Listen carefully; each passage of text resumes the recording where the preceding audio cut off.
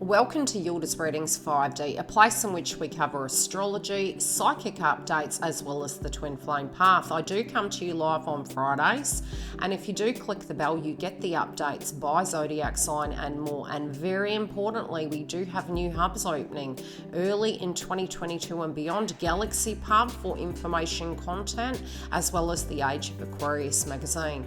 So without further ado, let's get into the update for your zodiac sign. And if you need to see me live, as I mentioned, live on Fridays. Pisces, we're here to do your read for mid-November, prepping you for next month through to 2022. So if you're interested in such, stay tuned, and yes, there will be an extension. Now I'm going to try and get your reads ready for 2022 for my predictions, so stay tuned for that. Now, your crowning energy, I'm reading from the Divination book, Divination of the Ancients, so Saturn and Aquarius really.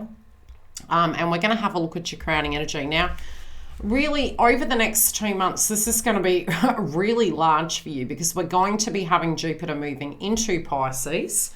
And I feel, in a sense, it's going to be this huge shake-up in your life. It's going to be this huge movement. It's like you're really wanting to have this fresh energy coming through. You're really wanting to look at life and see where you psychologically maybe had yourself held back. And you're really going to be bursting through the gates moving into 2022. So the crowning energy you have, and this is so Jupiter energy, believe in the impossible, right? Dictionary communication. Now, let's have a look at this card. You are overthinking things. Well, at the moment you will be, okay? The Scorpio there, we're moving into the eclipse in Taurus. It's quite common for you. Taurus will link to your third house. It's thought and actions and words. You are overthinking things. Stop trying to analyze every conversation, every word, and every thought. Third house, I'm telling you. It's time to shift from the control and logic and analytical left brain and explore the creative and intuitive right brain, which will help you find clarity, inspiration, and peace of mind. The message you serve as a reminder to listen to others, particularly when they are offering help.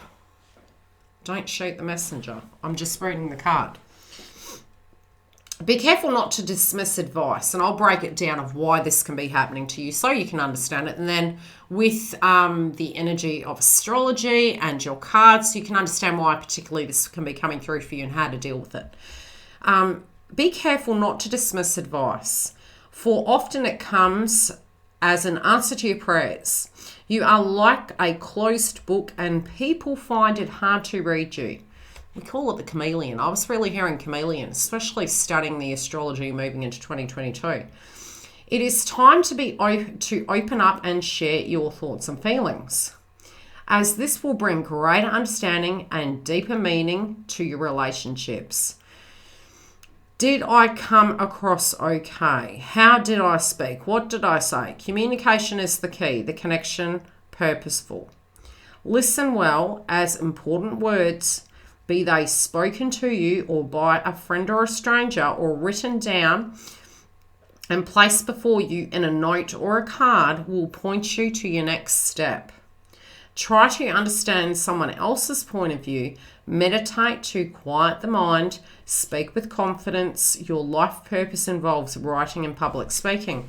And I do feel really moving from here into 2022, you'll be very important. And I do feel that it's this evolution you're going through, but it's also tapping into your psyche and your spirituality. So, you know, spirituality can be a very humanistic experience, and then it jumps into a very 5D experience. And I feel you can be having this kind of up and down vibration, maybe getting it, you know, sometimes in the spiritual world, especially those of us that have been really going through an awakening, you get used to the 5D and the 3D. You know when you are 3D, and you know when to be 3D, and you know when you need to be on the 5D. And so when there's this resistance, we tend to put ourselves in the naughty corner. It's like, what is the universe showing me here? Why is there resistance? Why isn't this working?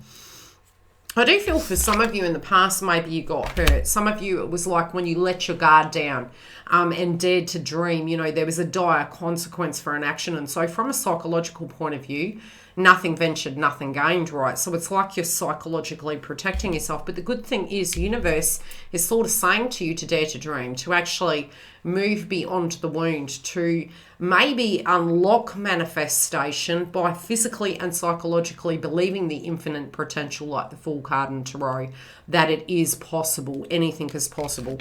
I feel at the moment, again, in your heart, you're protecting your heart chakra. I feel you're kind of saying, look, you know, I don't want anyone to hurt me. What if I fail? What if my career venture, what if anything I'm trying to do right now is not going to work?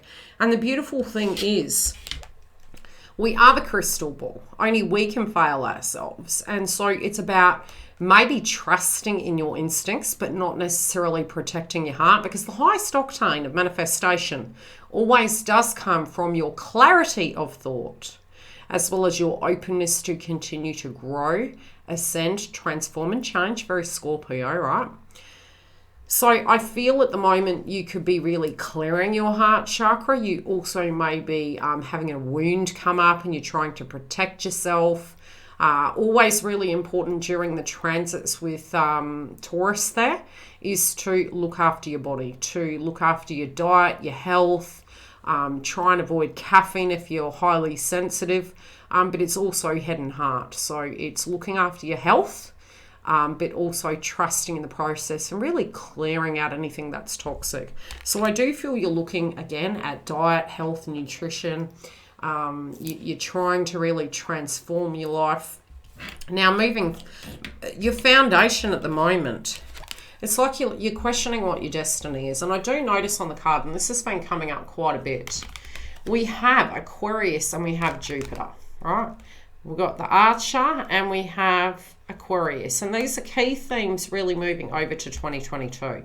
So it's only natural between now and December that you're already picking up on that frequency, because those are the transits really that are coming. You're going to move from one energy to another. It's going to be very personal to you.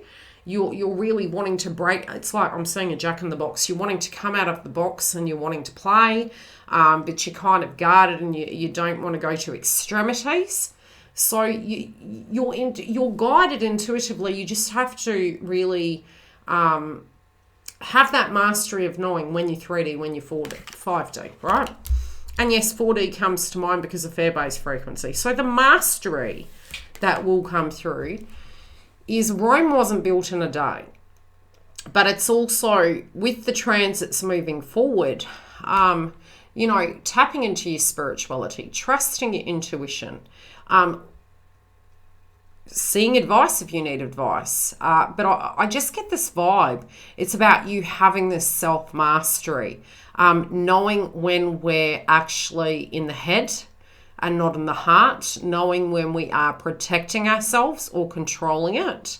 Because destiny's calling you, right? This is changing for all of us collectively. And we can be our own best friend.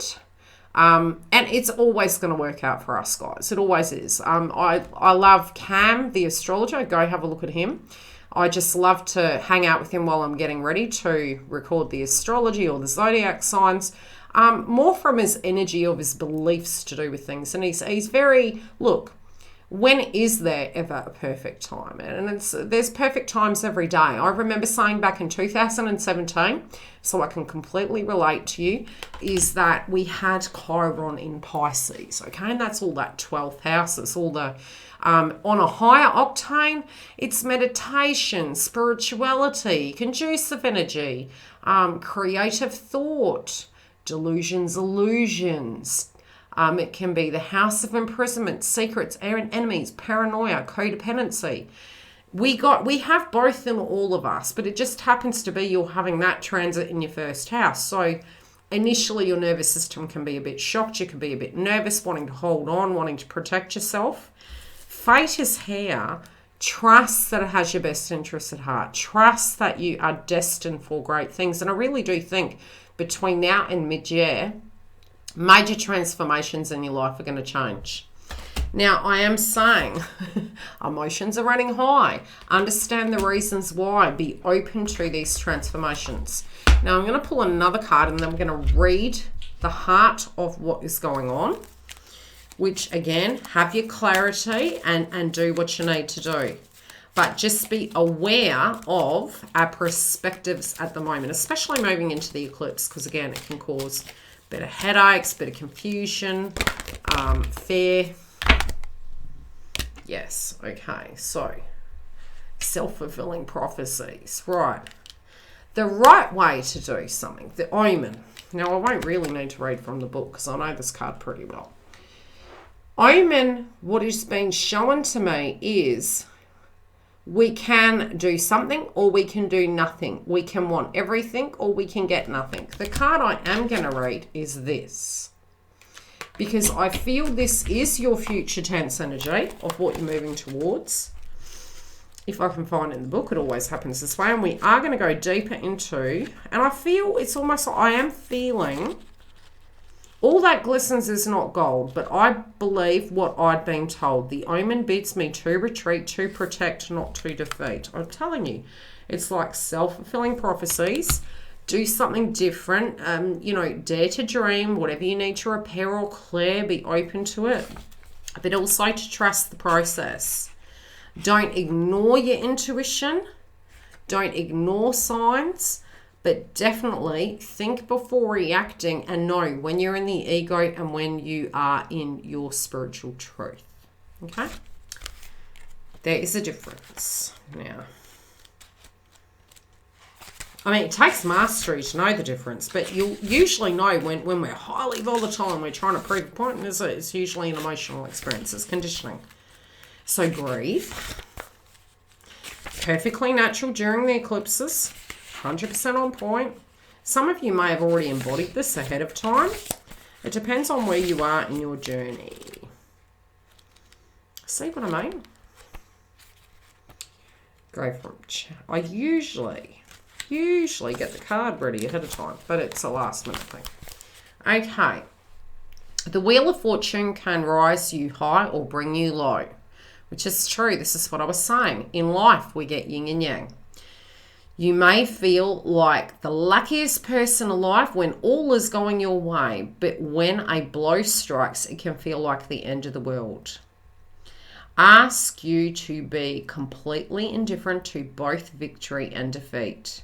If you live by the rule of acceptance, you will master, egoic mastery, to actually manifest and to cope with anything you've got because you're made of it.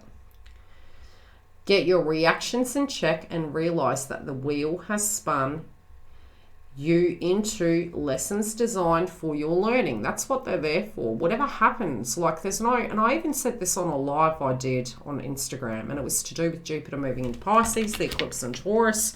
And I was really saying, you know, if we're going to move, be it with the love interest, we can have people from the past coming back. We can have situations relating to, you know, our stability and structure and what we're doing in our career, what our values are we going to be safe, you know, all of those things. Are we lovable and acceptable in the body we're incarnated in at this point in time in our life? So the wheel, lessons designed for you to learn and understand in the spiritual growth.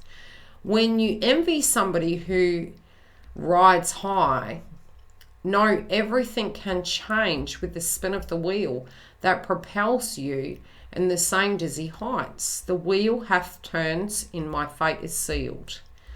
It's plain to see, the tie concealed. I must embrace the lesson won, my fortune bright, my fare undone. And this isn't to say you're in this polarity. This could be an epiphany you're currently having. Jealousy and envy are useless emotions. Your turn will come. What goes around comes around. It's how you deal with the outcome that's important. There are lessons to be learnt. This is part of your soul journey. Enjoy the ride. And it does make sense. Jupiter moving into Pisces is where you are coming home to self. You are coming home to the new vibration of who you are, not what the world wants to see of you, but, you know, really taking that direct. First house is your appearance, your demeanor, taking control of your life, taking control of your likes and dislikes. It can be diet and health and, your inner spiritual power and your evolution of change and transformation and being lovable and acceptable. But first house can be pretty heavy. But it also can be transformative and beautiful. And I do really feel for your love life, it's like universe is pushing you to see something. They're opening you up and they're asking you to dare to dream. Now, I do feel you could also have people from the past coming back and you might feel a bit scared. So we will go into that in the extension if you want to join us. Otherwise, I will see you back here next week. Love and light, and I'll see you live on Fridays for the Twin Flame update. The link for the Members Hub is directly below. We also do have additional videos coming. Galaxy Pub is launching early 2022. Anything spiritual, the subjects covered on that channel. Very separately, we have the Age of Aquarius. Now, you can go onto the website, the VIP list is there, and when it's ready to launch, I will give you those updates. Bookings online and webinars as well. Live every Friday at 10 a.m. on the main platform, and 3 sessions a month at $11 in the Twin Flame Hub. Do keep an eye on the community tab because I am automating posts and giving you updates for the moon energies by zodiac sign. Love and light. I will see you throughout the week, both live and for your zodiacs. Take very good care, and I'll see you on the other side.